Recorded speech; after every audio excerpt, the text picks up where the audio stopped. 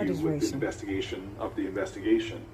But I just really think that given the existential threat to our current election processes, the dangers of that we have, the real substantive dangers of imminent violence, the real substantive dangers of the undermining of an ongoing election, that we should be focused on that.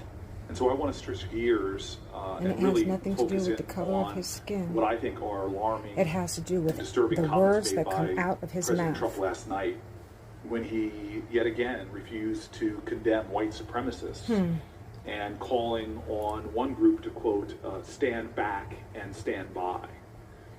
In August 2019, Director Comey, you published an op-ed in the New York Times about how President Trump was deliberately fanning the flames of racism in America.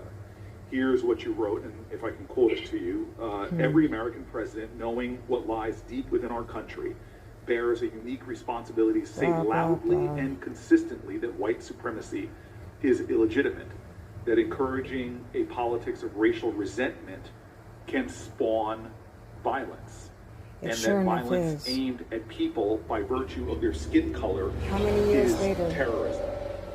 Director Comey, what does it mean for the President of the United States to call on the Proud Boys, which the Southern Poverty Law Center has designated as a hate group that regularly expresses white nationalist views, to stand back and stand by? It lifts the control rods. In the basement of our amazing country has always been a small amount of radioactive stew. And we've controlled that racist stew with law and with culture.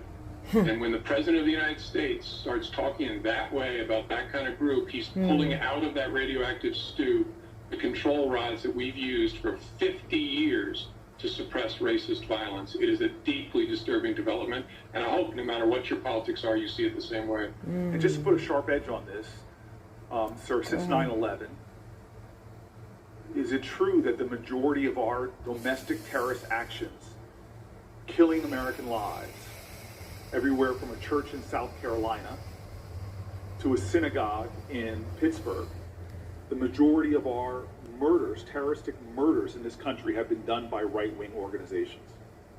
That's my understanding of the data. Domestic terrorism, domestic right-wing organizations feeding hatred and bigotry.